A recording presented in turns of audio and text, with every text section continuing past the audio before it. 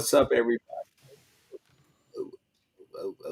I don't know why it does that. It's supposed to transition fully in there.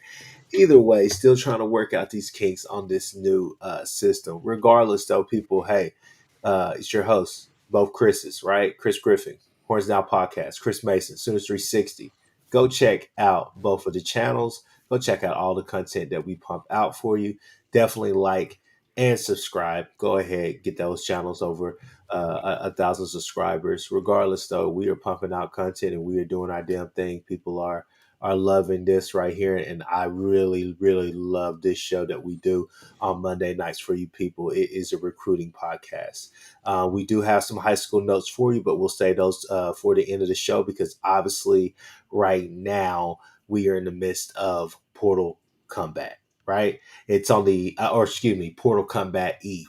It's not Portal Combat just yet. So the tournament has not started, and we will get into that. There are obviously a lot of different things, a lot of different angles we can go through. But with Chris Mason here, I guess the first thing we should talk about, obviously, are the portal exits. We got a couple of exits thus far. Not just Jaden Gibson, not just Kendall Dolby. Obviously, we know that those came down the line, but I think the bigger news right now is, I guess we can start with Kobe McKenzie, Chris Mason. We can go down the line. Yeah, Kobe McKenzie has indicated he's entering the portal. Um, I would imagine he's going to end up somewhere like Texas Tech. That's what the rumor mill is saying. I think this is a case of Kobe being able to get more money externally than internally, and wanting to have a clearer path to starting and more reps. His reps kind of dropped a little bit as the year went on. He was obviously hurt too, but I think that's why Kobe's looking to hit the portal, have an extra season to establish himself, maybe improve his NFL grade. But I think that's why he moved on. Four senior linebackers was always going to be tough to make work, not really sustainable for OU from a developmental standpoint. And the four guys I'm talking about who would be in seniors in 2026 would have been Kobe, Owen Heineke if he gets his waiver, Kip Lewis if he returns, and Sam Omusigo if presuming Sam comes back for his senior year. Sam never redshirted, so he's in the same linebacker group as Kanik was, Kobe McKenzie and Kip Lewis. So I think OU just had to make a decision about which linebacker they want to keep. If they can bring back Owen Heineke, I think they'd love to do that. And I think they're probably rallying right now a R. Mason Thomas like package for Kip Lewis. Sure. And then you bring Sam Masigo up, and we'll see what it will. How we've got some linebacker names to discuss. Hey, We you can cut talk. out for a second. You said bring Omiosigo up, and that's where you cut off. Sorry, that's Sam Masigo. Obviously, he's back for his senior year. Then you've got James Nesta, who's a redshirt sophomore next year. He'll be in year three. He's quit baseball, so I think they want to elevate him and get him going. Obviously, Marcus James from Midwest City redshirted this year. He's a big time athlete. You want to kind of want him going. Taylor Heim is kind of a wild card in all of this. Is he a cheetah? Is he a will linebacker? What can you do with him? And we do have some linebackers in the portal to discuss that appear to have made some connections with OU. So we'll get to those here in a second. So obviously, Kobe McKenzie, leaving, but I've heard as much as there's still talks going on because he's a guy that I could see. Hey, it was something I thought about, but this is home. This is where I want to be at. He's that kind of guy. I could still see it swinging our way, but at the same time, if he's got to do what's best for him, he's got to do what's best for him. Another thing I would say coming into the season, now I did not see Heineke having a year that he did. No wasn't one, no, necessarily no, no one wasn't did. necessarily on my radar, but I know I had a friend. Shout out to Brandon Bustle, the driest ribs in America. But he hit me up. He said, "Hey man," he said, "I'm really worried about our linebacker core outside of Kobe and Kip. Man, we're really young, this and that." And I said, "Look, I knew we were going to take some lumps with Sammy O, but I also knew that Sammy O was going to be pretty damn good too. And I'm excited to see can he mentally get everything to click for him because that guy has a lot of potential.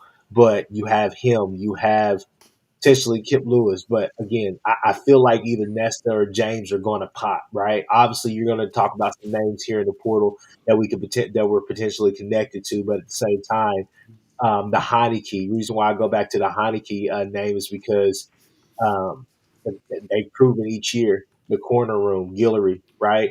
Eli Bowen late last season, right?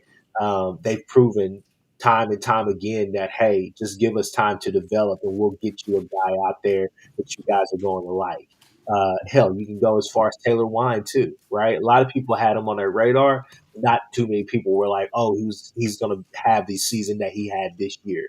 So that's something to think about as well. I think D line wise, that takes a lot of pressure off of what's going on. I think you're excited to see what Marcus Strong could be. Can he be Dejon Terry 2.0 or can he be 2.5 of that, which I think he could. A Nigel Smith, that's a guy who I'll be honest with you. We all love G Baby, but I think Nigel Smith may have a higher ceiling than G Baby. So it's a lot. It's a lot of great things that are happening on that defensive line that are going to Trent Wilson. yeah, they're going to allow you the time that you need to get those linebackers, situated. But I trust the staff, I trust the defense, but you still are going to be a bit thin. As far as other portal exits, I think we had one off the offensive line today, right, Chris Mason? Well, let's just sort of go in order. Yeah. So let's go in order of the guys that played. So Kobe McKenzie was a co-starter. We unexpected loss, but it makes sense depending upon what else happens and how OU's running their roster, right? So then Caden Helms entered the portal, which I think is a clear indication that OU is looking to, for lack of a better term, upgrade the tight end room completely.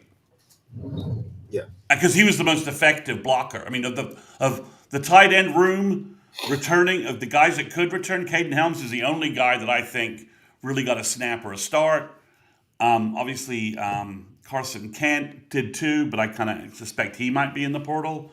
I think this is a complete reset of the tight end room. If you're wondering, I don't know, Chris, to me this sort of also says that maybe we're seeing a change in coach there at some point. That if you're clearing out the room, that would make sense. That you're going to bring in portal guys and you're going to bring in a new tight end coach. To me, that's the first thing that leaped to me when I saw Caden Helms entering, because he played hard. He was an asset. He did what he could for the team this year, and he's been injured 2 years. So I think Caden's making the right move. Go somewhere else, see if you can get healthier, get more playing time, and see if the next 2 years you can rehab and get back, rehab some speed and see if you can get some agility back. But he needs to play, and I think OU was very up clear in front with him that they're bringing in talent. They're bringing in guys, and he wasn't going to have playing time at Oklahoma. Yeah.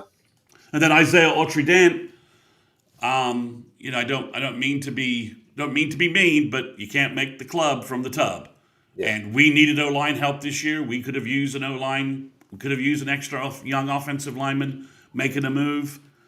If you play Foji at right tackle, Fasusi at left tackle, Isaiah Autry-Dent is ahead of those guys from a classification standpoint, and he's behind them in development. I mean, this is a lost year for him completely. He just lost this year completely, and he was hurt in spring and summer, so he just lost this year completely. So he needs to go somewhere else, play.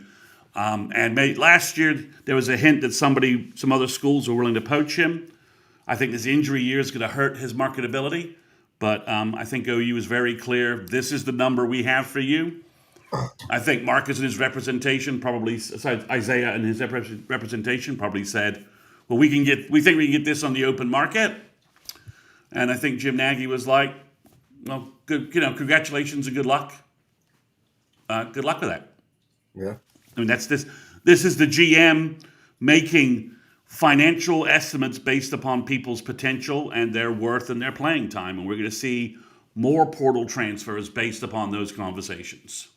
So just keep staying in line on just two things I really want to point out real quick. So I know we got some questions about um, Amarian Robertson and Marcus Strong, and then also I would like to go back to that tight end room and just visit. What are your thoughts about McIntyre?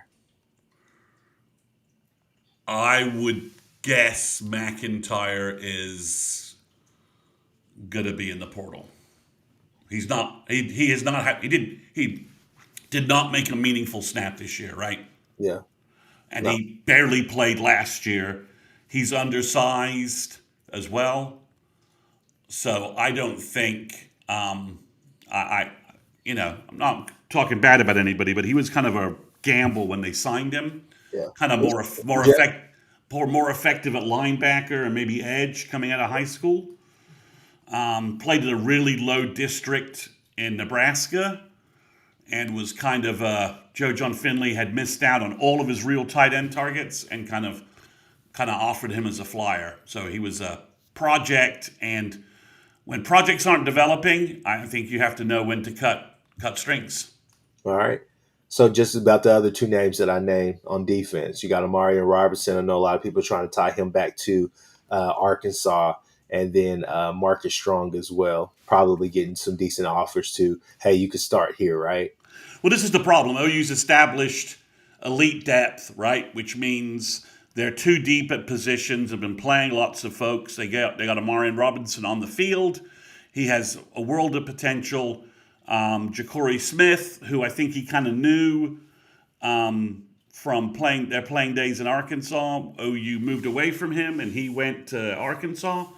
So I think Amarian, didn't play with. I'm not sure if he knows the Matthew Nelson as well as he knew Ja'Cory Smith. So you got that connection, and he's probably going to split playing time at safety with Peyton Bowen and Michael Boganowski. So and maybe Jaden Hardy, who might also be getting some offers as well, just because teams are gonna. This is where kids are gonna have to make an interesting decision. Do you go elsewhere and have the possibility of your development stopping, regressing, and being on teams that aren't going to win, or do you stay at Oklahoma, continue? Topher B's correct there. That's the story. Do you stay at Oklahoma on a deeper, developing roster that's going to be playing bigger and better football games? So it's tough. Money talks, and we knew that teams would become poaching. I mean, we're going to protect David Stone and Jaden Jackson, but we're not going to protect. You can't protect Marcus Strong the same way. He doesn't have the same development on the field. So but if I'm Marcus, are you willing to walk away from Todd Bates' development that he's done with you over the last 2-3 years? I wouldn't. I wouldn't risk that to go somewhere else and be coached by someone you don't know. That's Well, not only that, but it's just a simple fact of you're going to be heavy in that rotation, and guys are going to be nicked up and this and that, but you're going to be heavy in that. He's a co-starter. I mean, Yeah, OU's established that they're going to do co-starters on the line, at safety, and at linebacker. So yeah. it's going to be can OU balance the numbers enough to make sure that there's that they don't lose some of these key defensive depth pieces. Well, the whole thing is that yeah, you're going to go into the portal. Yes, you're paying some guys currently. They're going to stay on the roster. You're going to have to retool some things, maybe for Kip, guys like that. But at the same time, um, I don't know, just something different about this team, something different about the staff. They connect. They'll figure it out. I think they're going to keep On defense, especially, I think especially. Yeah, I think Nagy will once Nagy gets an idea of some real numbers from some folks, he's ready to do some adjustments, keep some guys, talk to some representation and parents, explain, look, you're you're okay, you're a backup safety next year, 2027, you're starting for us. yeah, And then you get drafted like Billy Bowman, Peyton Bowen, Mike Boganowski. You're going to get drafted, like these guys.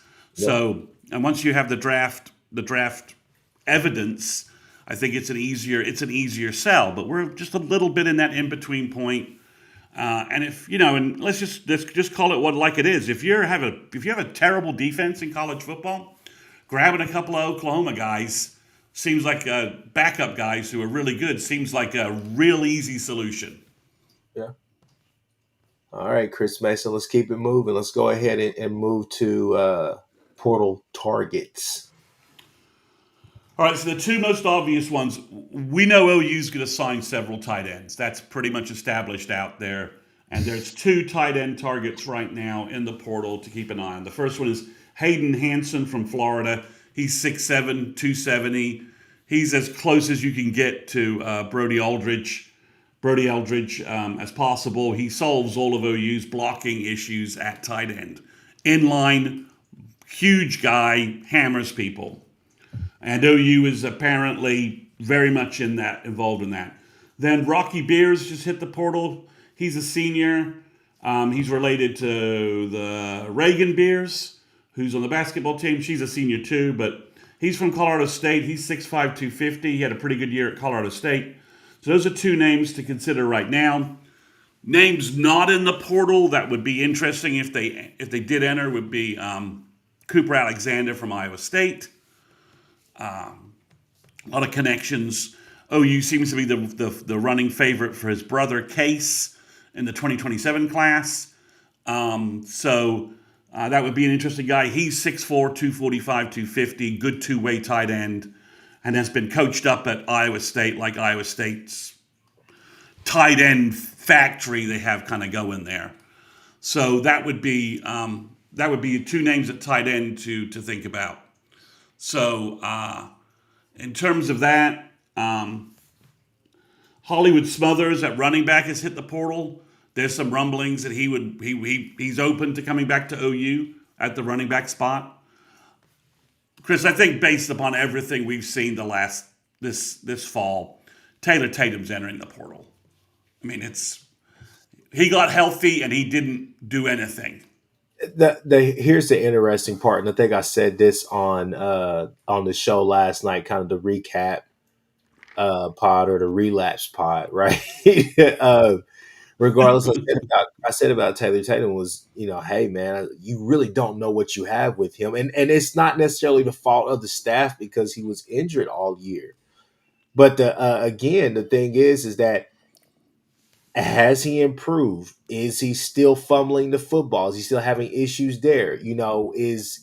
Are things clicking? What kind of back does he look like in the system now behind this offensive line? We know the guy has talent, but has it developed, right? So you don't know, and it's almost kind of like the Dent situation where you feel like he's lost a year, of good development, right? So I just don't know necessarily what. I mean, he redshirted. I mean, he did that. I mean, he didn't play enough, so he obviously redshirted this year. And that's perfectly fine. It's just that still But we you're don't know anything more about him. you're still going back to that game, and I hate to bring this up, people, Chris Mason, but again, X Rod was hurt. I think it was clear to me when I saw him, trying to run this and that, and love Blaylock, but Blaylock is your change of pace back. And I think that you can make him that. I think next year you're telling him, hey, run the space, don't run to everybody, right? Yeah, But yeah. regardless, though, you know, Javante Barnes did not play. I did not play. Tatum did not play. And these guys are basically DNPs, right? They're healthy scratches. So I don't know what else you want. I mean, that was a hell of a game that they played, but my goodness, having a run game would have stabilized some things. It would have slowed things down, opposed to just trying to press and run material the entire time. And I agree with what you said a while ago, which is a better run game next year can help Mateer be a better quarterback next year because it limits a lot of the stuff that he has to do, a lot of stuff that's on his plate. You bring a Smothers back in. The only question is, I mean, obviously he went and got 1,100 yards this year. We know the type of back. We know the type of talent he is. I know when he and Caleb Hicks committed here, I know that I was more of a Hicks fan, and my uncle was like, "No, Smothers is the truth." He's like, that guy. That guy has the total package. So it's one of those things where he put it together out there. If he can come back here in the SEC and do it, great. but we got to have somebody. I think honestly, Chris Mason, you got to go and look at maybe two running backs, and you go and get one that you feel is a home run hitter, proven production, fits the culture. Both of them fit the culture and is going to actually produce, right? Because we all know, I think a healthy X Rod, we love a healthy X Rod.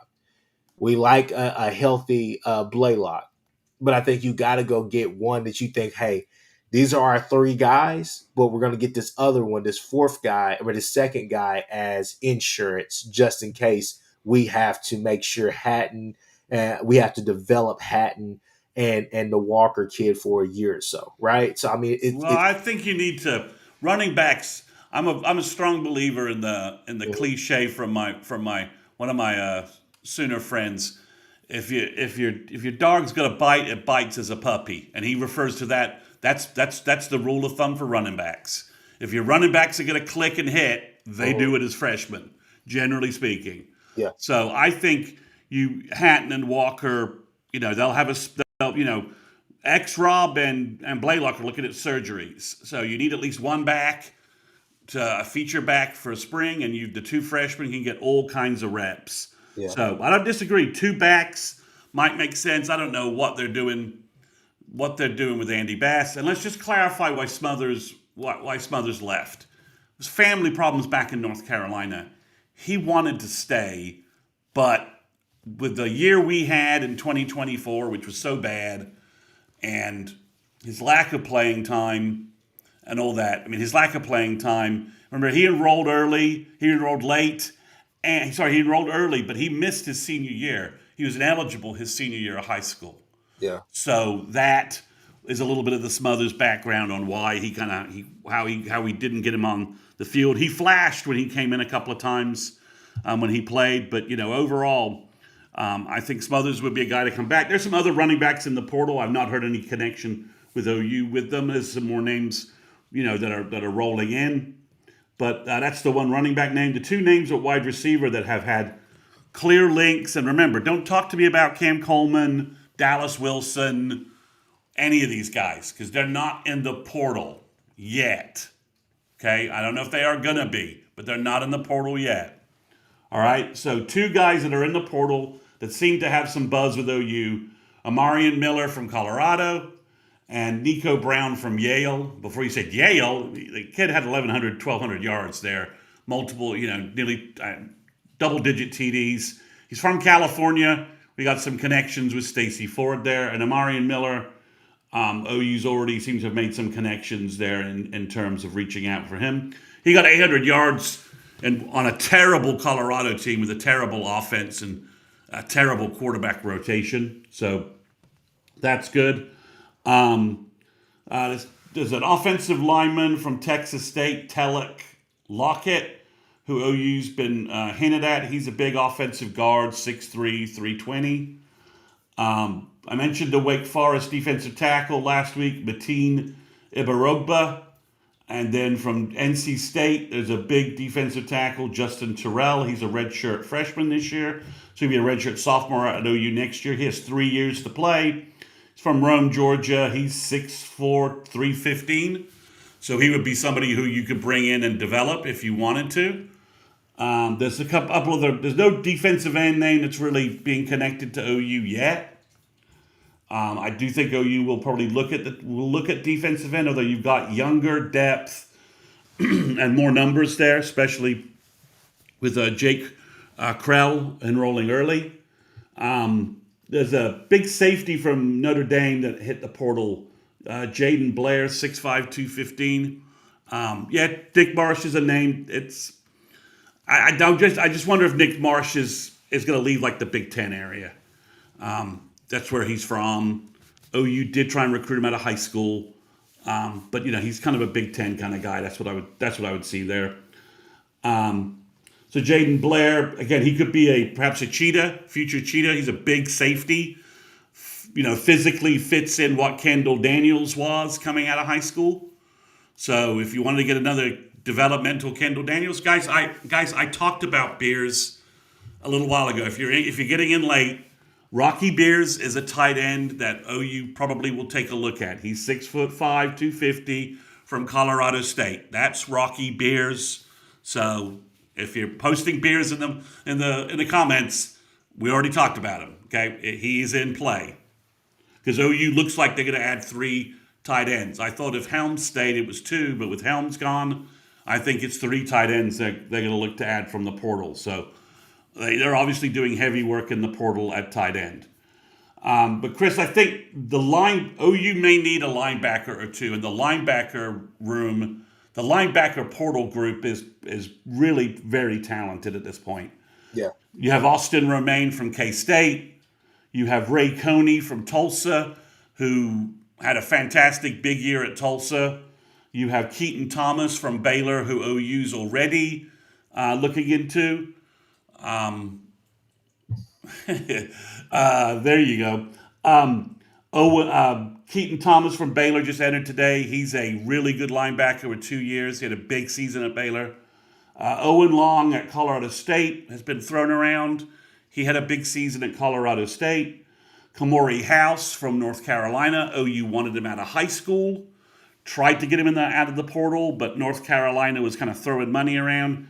Obviously, 1 year in the nut house that is the Belichick and now Petrino regime was enough for him.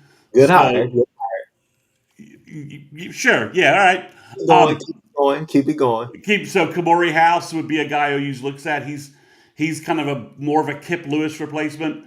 And then they've been they're following connections with Gideon ESPN Lampron from Bowling Green. Big linebacker from there. There's also a linebacker from Memphis. His last name is Russo. Memphis has lost a bunch of players to the portal, defensive players who had good stats. I don't know if they're SEC good, but good stats. There was a defensive end they've lost that maybe OU could maybe look at, but that's where we are this early, knowing that OU needs a linebacker, a tight end, and an offensive lineman. So, out of the linebackers that you named right now, who I mean, obviously, I think everybody knows. It's not a secret that I think the Kamori House kid is probably the one that is on, I think, everybody's radar. Not talking about nationally. I'm sure there are plenty of other teams who are trying to suit him as well. But um, if you've been following everybody who's talking recruiting and portal and all the rest of this stuff, you know that's a name that's been thrown out there. So obviously, outside of him, who else do you think OU is truly connected to? Well, it's early, but I think Ray Coney from Tulsa and Keaton Thomas from Baylor make a lot of sense Yeah. from that standpoint. Now, I've gotten now the rumor buzzing around that doesn't seem to have any real connections to it yet is Sammy Brown from Clemson going to hit the portal? I can't even talk about that. I'm not even going to waste Neither am I. I'm like, okay, yeah. Fantasy land, yeah, sure. But we'll. Clemson's going through some upheaval again. I mean, they're losing some kids, and Dabo is maintaining his weird portal stance. If we're in fantasy land, yeah, he's. If we lose our three linebackers, if you ask me, who would you love to hit the portal to help with that? The number one name I would say would be Sammy Brown. Yeah, he probably would go to Georgia, although Georgia's loaded at linebacker. Why would you go to Georgia? He has more connections with Clemson and with Brent than he does Georgia. He's from the Athens area, so maybe that's why. But that's right now where we stand today with three guys gone and no offers made and no visits being scheduled yet. Those are the names that seem to be in play. So just real quick, so we can keep moving on because we got one last big fish to fry. But how close do you think we are to one knowing the fate? Where Kip Lewis is going, and then two, also with Owen Heineke. Obviously, it's the NCAA. Like I said before, and I'll make this joke, and I know it's been resolved, but I'm going to make the joke anyways, Chris Mason. I'm still waiting for the NCAA to clear Trajan Bridges. I still am. I still am. The NCAA is literally, it would be better to go to Magic 8 Ball opposed to going to the NCAA. Go So Chris. obviously, Owen Heineke has got a Senior Bowl slot lined up, right? Uh huh. Nagy's taking care of our guys and getting Senior Bowl spots for them if they need them. Okay. I think Heineke may file a lawsuit if his waiver is denied Yeah. and take it to court and see if he can push something through that way. So we'll see about that. Kip Lewis, if you're OU and you're kind of reviewing everything, I think you're trying to put a final offer together for Kip and trying to get the most accurate NFL information for Kip so he can truly evaluate that offer versus going to the NFL, like Danny Stutzman and Billy Bowman, right? Yeah. So I think but I think that's fighting over a week.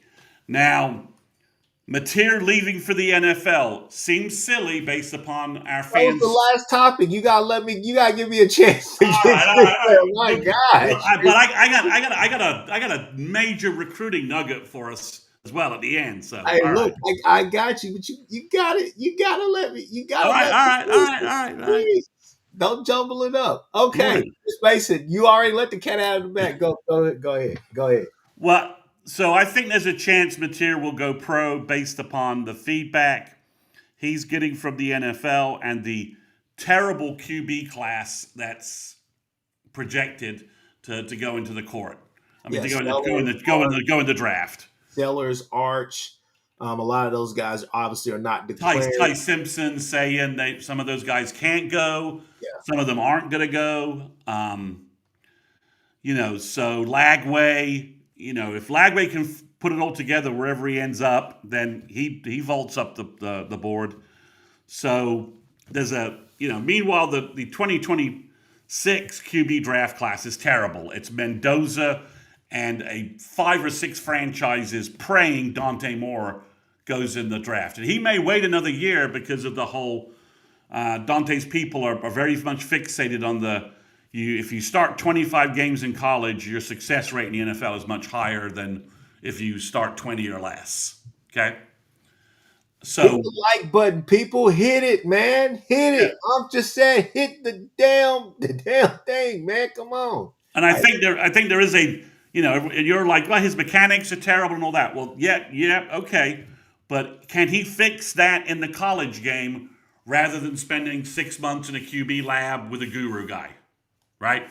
Doing the Josh Allen thing. If guys don't we're remember talking about Josh, material, right? yeah, but it's here. If you remember Josh Allen coming out of Wyoming, terrible senior year. His mechanics were crap, but they liked the intangibles. They liked his size. They liked his playmaking skills. And the Buffalo Bills basically fixed him. So, So, so my point with that is, I was talking to my uncle. I think it was last night or whenever we last spoke, and I told him, I said, "Hey, man," I said, Chris Mason had a good point. I think you said it offline, but you were like, Mateer is a guy that you go and put out there with McVay and with the Rams, right? You go out there with the 49ers with Shanahan. You go out there with um, Broncos with Sean Payton and all the rest of them, all right? Hopefully he's still there. I don't know.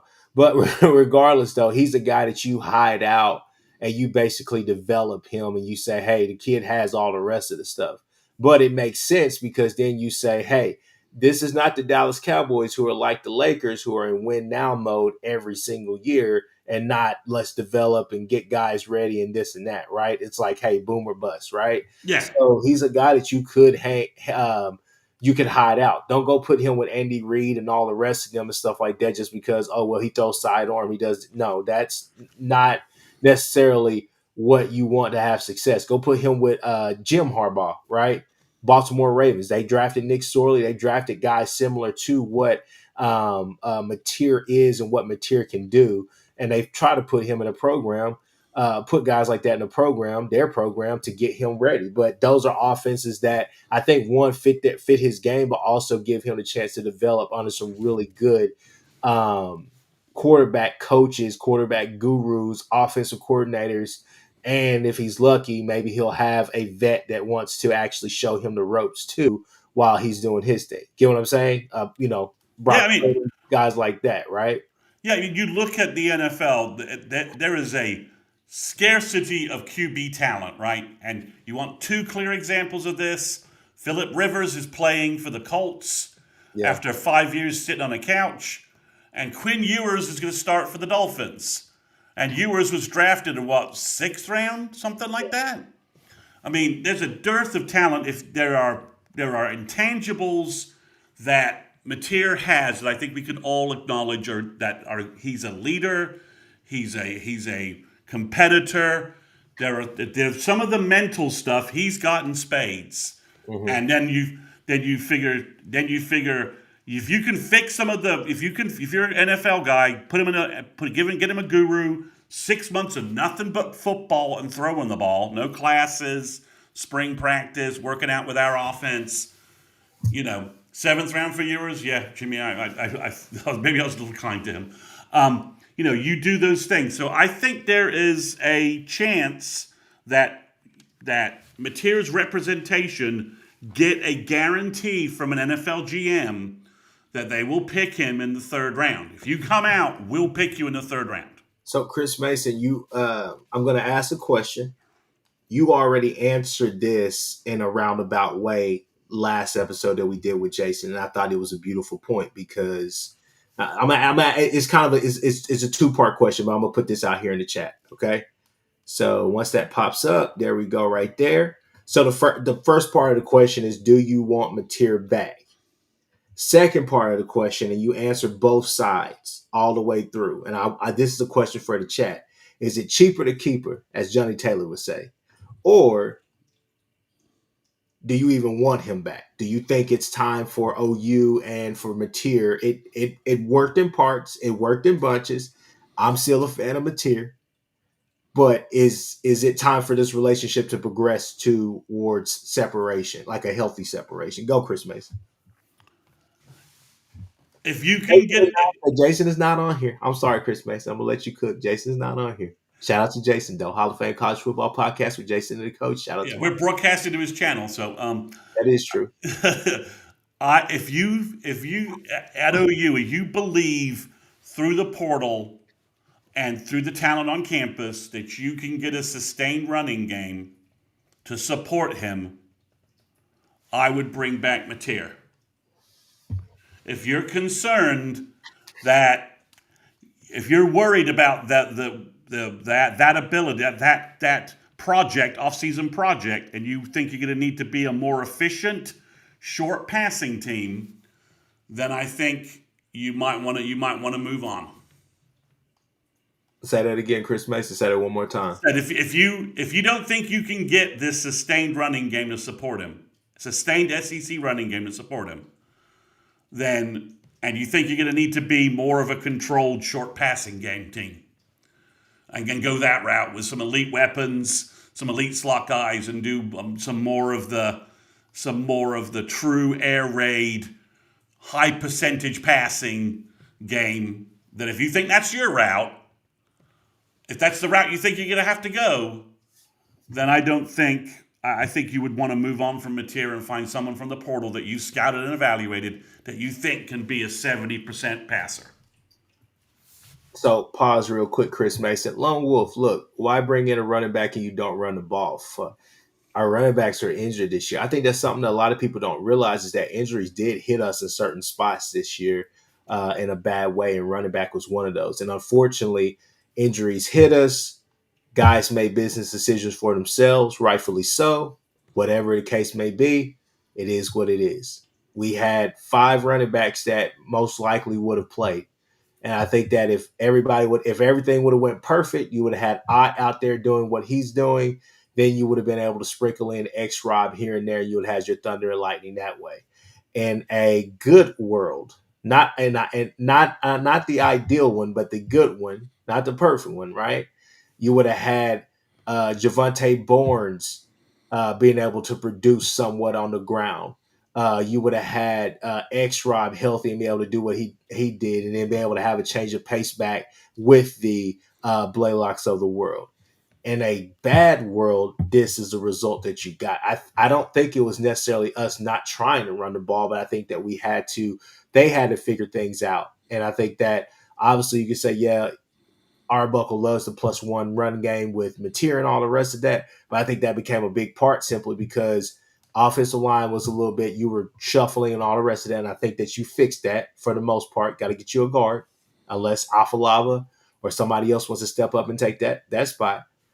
But regardless, though, Chris Mason, I mean, I just, I get where you're coming from, Lone Wolf, and I don't disagree with you to a certain point. But on the other hand, I think that was also something that plagued us. But Chris Mason, I mean, that's kind of where I'm at. Is that the continuity? It makes more sense because of the money. Because if Fixed. He's a fixed cost. uh huh, You have a fixed.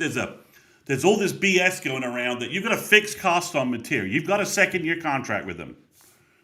That's the amount of money you're going to pay him. Okay.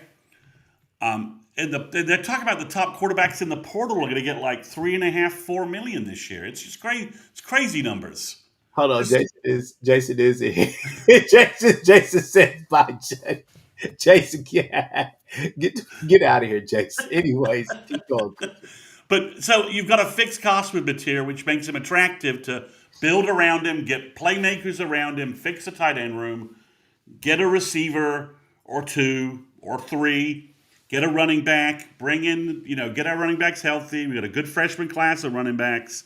All of that extra pieces, better pieces, will make Mateer a better quarterback. So that's where I think the value in Mateer. There's a value in keeping Mateer beyond just. There's a dollar number value, guys. There's a dollar numbers behind everything. If you're gonna wonder why some guys are hitting the portal, it's because Nagy probably looks at their performance and their contribution and says, "You're only worth X," and they say, "Well, I can get more than that elsewhere." Congratulations, son. Here's some lovely parting gifts. You're welcome to go do that. But Chris Mason, I'm gonna play devil's advocate here. I mean, at the end of the day, I get what you're saying, fixed costs, because we're hearing numbers of $5 million for some quarterbacks, and you're just like, that he's not worth that. Well, he's not, No, not Mateer. I'm talking about other No. quarterbacks. I mean, any of the guys being mentioned for it aren't worth that. And I love me some Rocco Beck. I would take Sam Levitt, DJ Lagway, sign me up.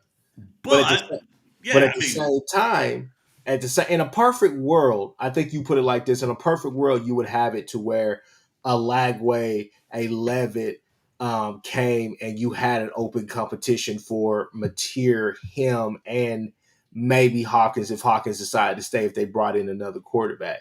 But the whole thing is that now that's just money all tied up in one spot, and you're trying to figure out guys, right? Yeah, you do have the spring session to where they could transfer in the spring or whatnot, but that's still very costly, right? So, well, and, there is no spring transfer portal. oh no, there's just that one period. So yeah, you can't You mess got to this get up. it right. You got to get it right in January. Yeah. You don't have a chance. You don't have the reset in March after spring ball where you're like, oh man, our QB suck. So I guess You're sunk. so. Yeah, no. So I guess the question. I mean, well, the thing is still he had. I hate that it's close to holidays and maybe they still wait on him and Kip to make a decision, but you kind of need a decision right now, don't you, to go ahead and because I'll be honest with you, I do feel as though obviously Miami is going to be there. There's going to be a number of teams, but I think the Lagways and the Levitts are monitoring all situations because you know what? LSU, Kiffin could go bring in another quarterback, which I think he'd be fine with Michael Van Buren. But at the same time, if Chambliss it does get another year of eligibility and is able to and enters the portal, I think he's going there. Hell, I can see Austin Simmons going down there, but still, um, I think guys are monitoring that situation. But going back to one of your first points that you made with the Mateer conversation is we're talking fantasy land right now because you believe in your heart of hearts that he's going pro.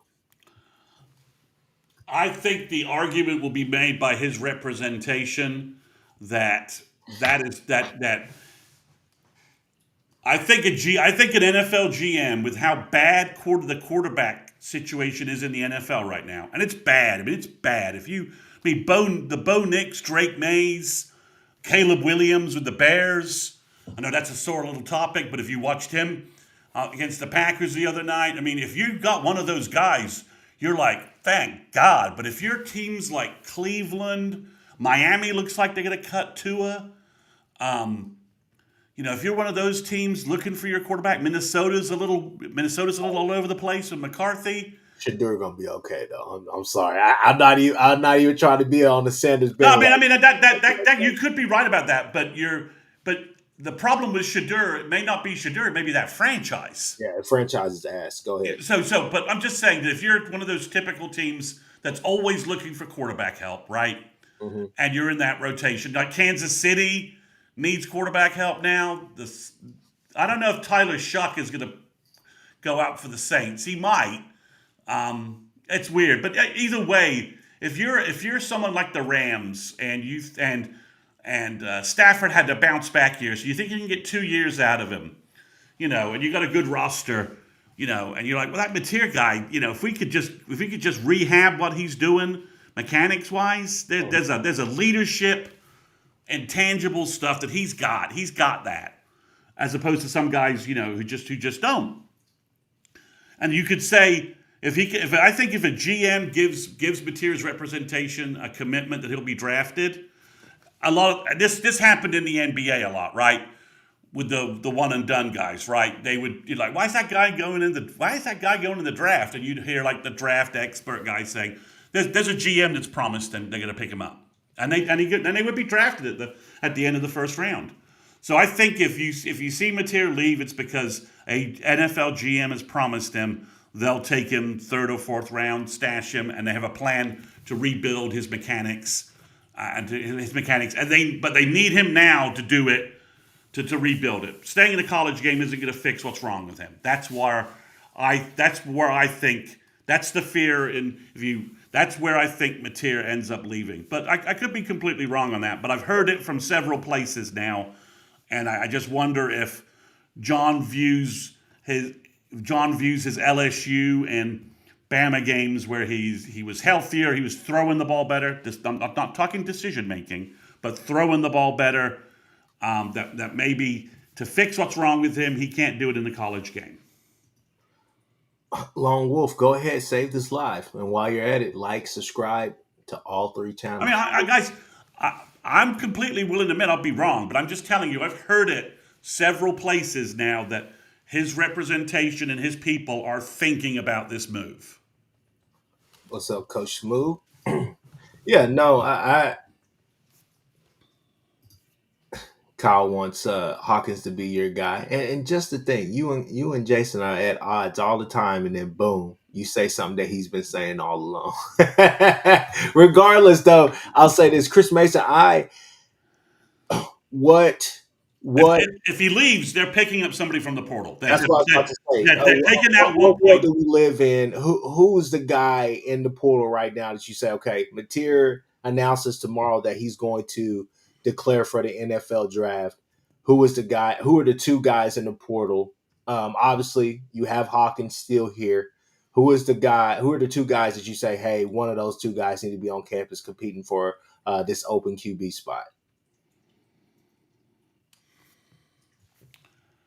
Well, you've got Mateer's money slot, and maybe you rally some other money, and you try and see if I don't think this 3-5 million nonsense is really real. I think that's just agents throwing shit out there. Yeah, that is. So and it could be 2-year contracts, whatever. I would see if Sam Levitt's interested, and I would probably take a flyer on maybe. He's not in the portal yet, but maybe you take a flyer on Austin Simmons. I'll be honest with you. I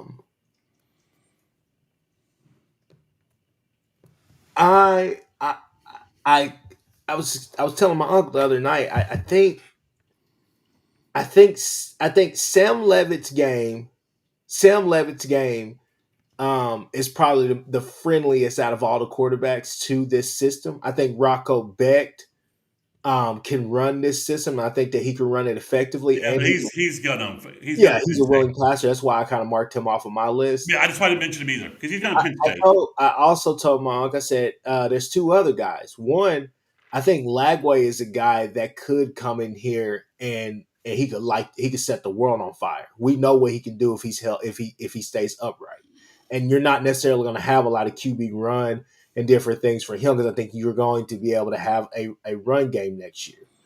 But I told him also another name, and you probably gonna laugh at me about this, but I said he's a guy that's not going to go out there and wow you in my mind. He's not gonna hurt you, and he's gonna make the best play happen, and he's going to find guys open. But I was like, hell, if you wanted to, you could look at Josh Hoover from TCU. I was like, he's not a bad Well, quarterback. Indiana, I know. Indiana. But yeah, I'm with you. I don't think I feel that's a I'm bad just saying, idea at all. I'm just like, I mean, also, what is Nagy? What is Nagy? Nagy's been scouting and evaluating guys. In the beginning of this year, the Michigan game, if Nagy didn't have a list of quarterbacks that he wanted, he wasn't starting to get quarterbacks, after the Michigan game, if he wasn't starting to get a list of QBs he wanted to scout and evaluate in the portal, that he's not doing his job because, we all thought maybe Mateer was one and done after the Michigan game. Like, oh, yeah, okay, he's one and done. So, I mean, Chris, Bo Nix went to Oregon and we were all laughing at it. yeah. I mean, we all thought that was a terrible decision, that Lanning was out of his effing mind. And then Bo had 2 great years at Oregon, and now he's starting. He's the starting quarterback for the Denver Broncos, who were like, I don't know, 11-4 or something like that. I know they lost last night they lost to the Jags, who actually are Jags. That's actually the part of their nickname. So I think there's a good chance that if Mateer leaves, all of a sudden everything that's the Oklahoma QB slot, and then we're saying, well, Hoover's going to Indiana or Beck's going to Penn State, but if the OU spot opens up and Nagy's on the phone with with agents and and families, all of a sudden, someone could be like, well, I was going here, but now the OU job's opened up. They got a loaded defense. They're playing well in the SEC, and they're picking up guys in the portal left and right. I'm going there. So I think it does change the actual mechanics if the job is actually open as to who might actually really be interested. I mean, if you're Josh Hoover, maybe OU being open is like, oh, well, I could do that instead and not have to go to Bloomington, frickin' Indiana, and play Big Ten football. I'll go to the SEC, go to OU, and I'll prove my case there. So I think it changes greatly if the spot actually opens up. We'll see. Mateer was talking, I'm going to take the next couple of weeks and figure out what I'm doing. Son, by 1-2, Nagy by New Year's Eve, Nagy needs an answer. Now, Chris Mason. Hey, honestly, before that, well, I mean, if he's, hey, if he's, after, if he's December 26th by this Friday, 3 p.m. I need to know what's going on, man. So if and if he's not saying yes, then it's a no, and you're getting your plans ready, right? You're okay. If you're not saying you're coming back, then you're leaving. But you can't leave me hanging. If I'm Nagy, I'm like, son, I need an answer and I need a deadline because I got others. If I gotta go get a quarterback, I gotta know right now. I mean, the Byram kid is gonna USF. I don't know what I feel about him overall. USF, he's going to Auburn. He's going to Auburn. He's going to go play for Golish. That's what I would say. But I don't know who the Bodie kid is. I know Bodie? Smoke put him in here. Smoke, if you're still here, you may want to run some. Let us know who that guy actually is. Let us know who that actually is if you can. Yeah, we'll circle back to it. We can circle back to it. So do you? There are mixed opinions on him. I know, but if OU needs a quarterback, do you all of a sudden get in the way of Drew Mestamaker going to OSU and pull him in? I mean, it's still the same. It's kind of the same. You're pulling him up from there. Yeah. From North Texas. Obviously, I like him in the Big 12, but I don't know. First year, he's a former walk on, this and that. I don't know. Alabama State's quarterback. Yeah. Yeah, I'm not sure. I'm not sure how that would fly. But my brother said, "Go get the is it Ferris State? Did they win again? Yeah, they won again. Go get their quarterback." you I know, mean, you that's the know, whole thing. I'm gonna watch some tape. Smoke, if you got some highlights film or something like that, yeah, send us DM. over. Yeah. So I think that's who OU could get. I think in the abstract is very different than OU has an open spot, has cash to spend, and an open spot on a preseason top 10 team. We're, I think, yeah, I know Jenna, he was from Ferris State, but Ferris State just won the championship again. So we were wondering who their new championship quarterback is. Since Trinidad Chambliss worked out so well, or maybe, you can't mind that twice in a row, but whatever. But overall, I think it's in the abstract. You're kind of wondering who you could get. If it actually became open, that's a whole other pitch. That's a whole different picture of who you could possibly get. All right, Chris Mason. Hey, look. This is a recruiting podcast. You're gonna get it. You're gonna get it from each side. Chris Mason never give you fluff. Never give you any of that dumb stuff. He's always giving you the I'm actual. just telling you what I'm hearing that his folks are considering going in the draft based upon the feedback they're getting from the NFL about the suck ass 2026 draft class. But Chris Mason, let's go ahead and move away from that. I know you got a little bit of recruiting, been on here for damn near an hour. I didn't even realize that. But Yeah. go ahead and hit us with some of these 2027 notes that you have and so on and so forth. All right, well, I'll leave you guys with a delicious après dinner note. Okay, so first off, Steve Wiltfong's like covering OU football recruiting like no one else right now. It's bizarre.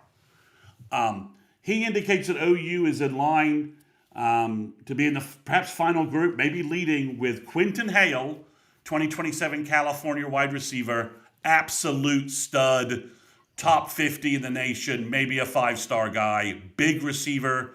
You combine him with Damari Duzerne and Jaden Pettit and Jasir Rogers, and you're talking about some serious effing talent at wide receiver. Then the other guy is a big receiver from Vegas, Damani Warren, 2027 top 100 on ESPN, 6'4", 205. I think he plays where Javante Barnes played in high school. So, Chris, those are two big wide receivers that could change the OU wide receiver class for 2027. So, you've got Duzerne, you've got Trayvon Hall, who is a smaller Mark Clayton kind of guy, cut, good ability, and then you've got Duzerne, speedster, all over the field. So if you got a big guy to that group, that looks really good. All right, so Chris, here's the juicy nugget. Cooper Witten was at the Bama game. He was at our playoff game. Oh, okay. The 5-star linebacker, number 1 defensive recruit on the OU board, was at our playoff game. Interesting. With his dad. His dad obviously brought him to it. And they were having a very good time at the game, along with several other big-time recruits whose names I'm working on getting. And before anybody asks, are you sure about that? Yes. I have direct evidence proving that on that. So Cooper Witten was supposed to be down at A&M and OU. Some folks thought he was leaning to A&M. Well, he wasn't at the A&M Miami game. He was at the OU Bama game. And if you were at that game, you know OU put on a hell of a show. Great crowd, great atmosphere. All right, Boomer 129. I have said behind the scenes and on live streams that I could easily see Jason Witten being the next OU tight end coach. It makes a lot of sense on a number of levels, not just because of his kid. If you put his kid aside, it still makes a lot of sense. He's Dallas high school coach, has contacts all throughout Dallas. That doesn't hurt OU. And the gravitas he would bring as a tight end coach to top recruits makes so much sense. I mean, if he's not going to be a first ballot Hall of Famer, it's going to be second or third. Yeah. And if he if and we have a and we have a veteran tight end coach on campus that can help him get up to speed on coaching at the tight end level, coaching tight ends at the college level, and that's Kevin Wilson. So he's connected with good friends with DeMarco Murray, good friends with the whole coaching staff. He's constantly at OU's summer camps bringing up kids. There's a lot of easy connections where this could make sense. Maybe I'm wrong on this. Maybe I'm not. Maybe Joe John Finley is unfireable because he has photos of Brent playing poker with Satan. I don't know. So I just don't know where that goes. But that would make a lot of sense to me. And regardless of that, a 5-star number one guy on your board on defense was at your playoff game. And I don't think in any way, shape, or form that's a bad thing. Not at all. Not at all. And no one else in the recruiting world has told you that. It's not else that available anywhere else. So Any other news, Chris Mason? now we'll hit some high school stuff when the All-Star games kick off in January because sounds like we're gonna have 2 or 3 commitments happening then. All right. Well, Chris Mason, we've been on here for about an hour. We had talked about it all from portal entries to portal targets to the jump. It'll be jumping next week. Yeah, the jump. Next Monday's portal combat will be heavy. Excluding Thursday. If anything pops tomorrow, if anything pops Friday, Saturday, Sunday, whenever, we'll figure out a time to come on here and try to give you details about what's going on. So don't think that this is just going to be a one and done. We're not just going to be doing the show weekly. We'll figure it out to try to get an episode out about if there's some breaking news on Mateer or Kip, we'll be back. Exactly. So, Chris Mason, anything else? Nothing. That's all I got. All right, people, look, like, subscribe, do all that stuff for all 3 channels. You got the Hall of Fame College Football Podcast with Jason, of course. Jason and the coach, shout out to the coach. And then you got the Horns Down Podcast with me. You got Sooners 360 with Chris Mason, the Patreon over there as well. Look, people, no fluff, real stuff, all facts, just trying to get to it. Obviously, we're going to throw projections out there. Right now, with what you've been saying, I'm kind of on the fence of like, man, well, maybe Mateer should go. I don't know. Right now, people, it's time because Team 132 is coming, and I'm excited for And it. it's going to be a preseason top 10 team, depending on what happens. OU has a true window right now. I know at some point we're going to have to rebuild and restart and retool and all the rest of that, right? But at the same time, Chris Mason, this is a championship window for this team, and so I want to see the right moves be made in the portal. But I'm going to take a leap of faith. I already know I got faith in Brent. In Brent Venables and the rest of the crew. Take a leap of faith and have faith in Nagy as well. So, with that being said, people, we are going to see